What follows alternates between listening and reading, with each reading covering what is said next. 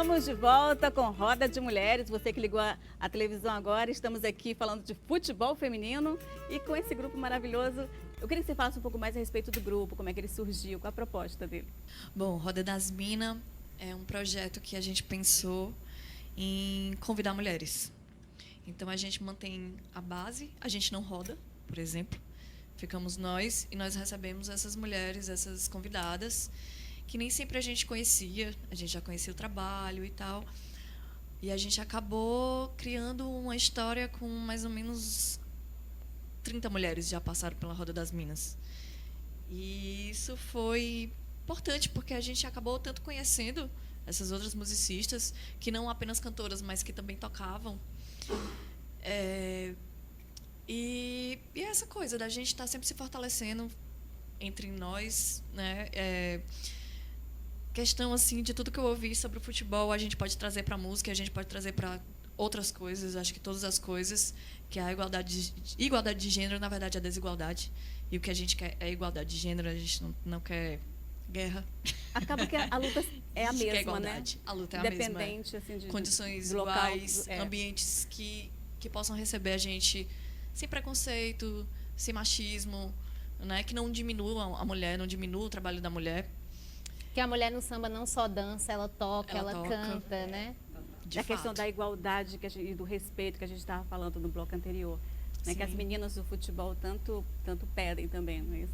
Eu acho que a mulher, ela merece realmente que se tenha respeito. Claro. Aliás, o ser humano, acho que a base de tudo é o respeito. Acho que começa a partir do respeito. Na hora que você respeita o limite do outro, não tem briga, não tem confusão, não tem nada, não é isso?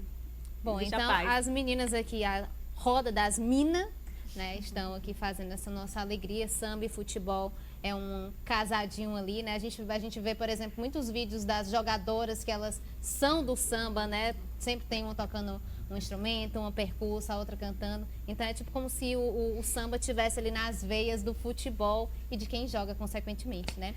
E a gente vai falar agora de uma torcida do Vozão antifascista. A Ingrid é uma das integrantes dessa torcida. Ingrid, primeiro, qual que é a bandeira, né? A torcida antifascista, ela tem diversas bandeiras. Uma das pautas, inclusive, é sobre a mulher dentro dos estádios. Fala um pouquinho pra gente sobre essa torcida. Sim, organizada.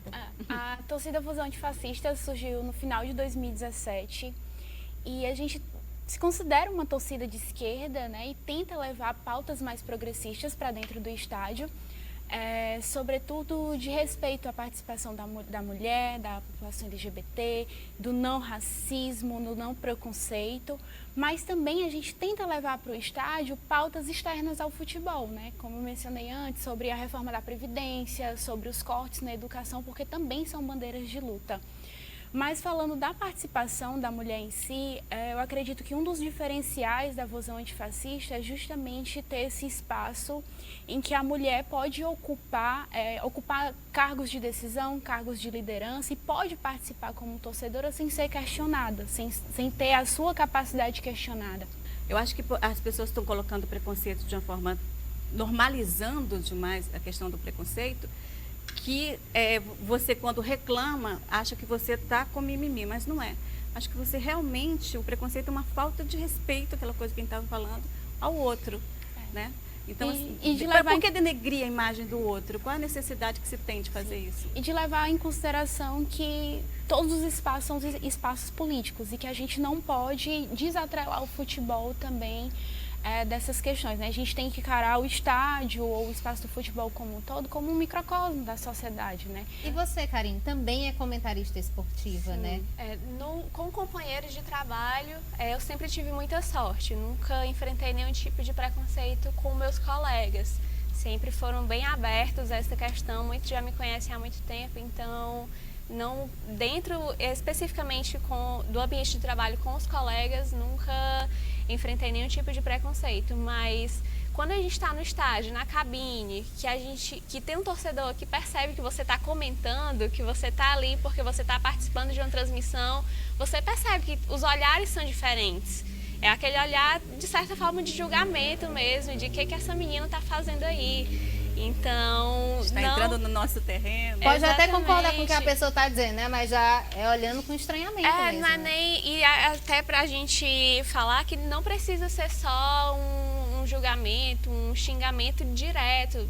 As pessoas não precisam olhar realmente para você e xingar, dizer você não tem que estar aqui.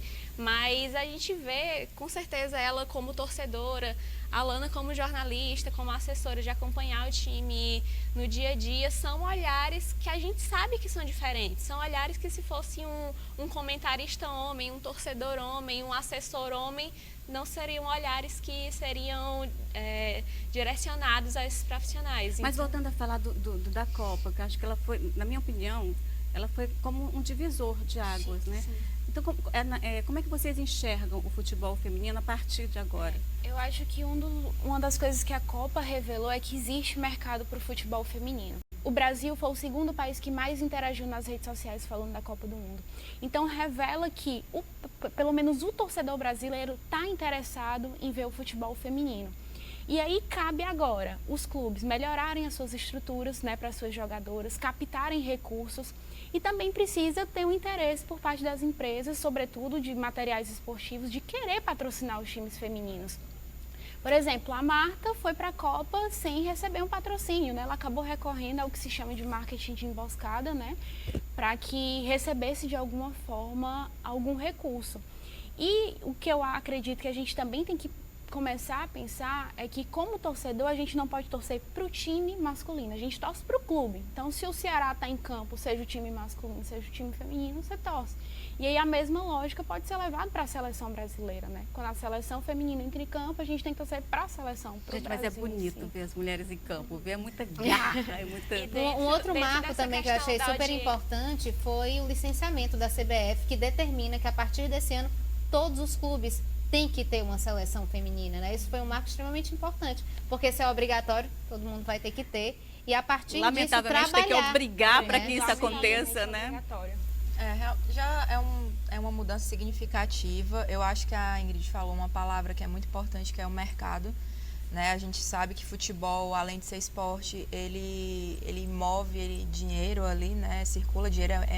São várias empresas, né, ali que precisam desse dinheiro para circular. A gente não pode esquecer disso. Mas a partir do momento que você aumenta a visibilidade, você gera um interesse e aí você chama empresas, né, para chegar mais junto.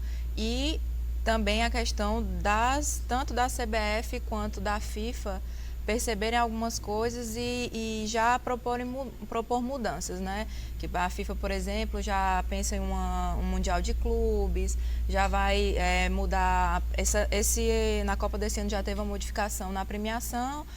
Também querem aumentar na próxima edição da Copa do Mundo, querem aumentar o número de seleção, e aí uma coisa vai puxando a outra. Para finalizar, meninas, apesar do tema futebol fluir, né? A Alana acabou de falar, se vocês duas tiverem alguma colocação também sobre a temática, o que vocês têm para finalizar a dizer sobre o nosso futebol aqui no estado?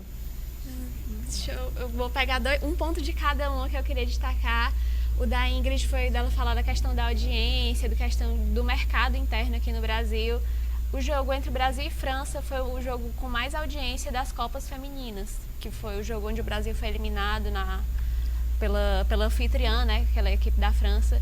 Foi o jogo de maior audiência. Então, dá pra ver que se for disponibilizado, o pessoal assiste, Tem sim. público, Tem Tem, público. com certeza. E a gente tem que realmente explorar essa questão, porque, como eu falei, não dá para achar que o futebol feminino só volta daqui a 4 anos na próxima Copa, muito pelo contrário. E a Alana, ela citou essa questão do primeiro torneio de base que a CBF está desenvolvendo.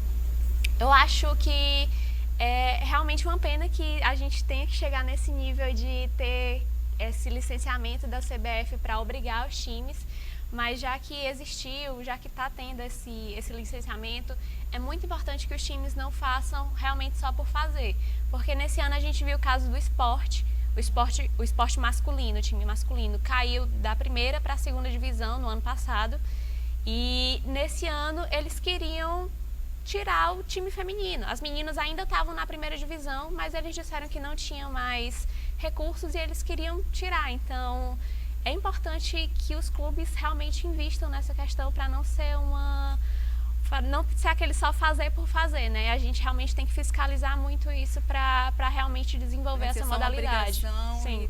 né, que estão cumprindo a obrigação de qualquer forma. Por Gente, isso. o programa está terminando, né? Apesar de ser um tempo curto. E a gente quer terminar com um sambinha das meninas Mas aqui, antes, né? eu gostaria que as meninas não me dissessem onde é que a gente pode encontrar Nas essa redes boa sociais, música. né? Bom, a gente toca no Café Cultura, a Roda das Minas é um projeto também de lá, né? Quais os dias? Então, tem que seguir as redes sociais do Café Cultura para saber o dia. E todo sábado a gente está na Minas no Samba também, que é um dia inteiro de samba no Café Cultura, e tem uma roda só de mulheres. E é isso. Maravilha. E também, né, empresário ou empresária que queira Alô? passar o futebol feminino na TV, né, e contratar um samba, tamo aí. Para curtir tudo junto, né? Gente, foi uma delícia. Muito Obrigada obrigada pela participação. Foi uma conversa muito gostosa, tá bom? E a gente volta na próxima semana.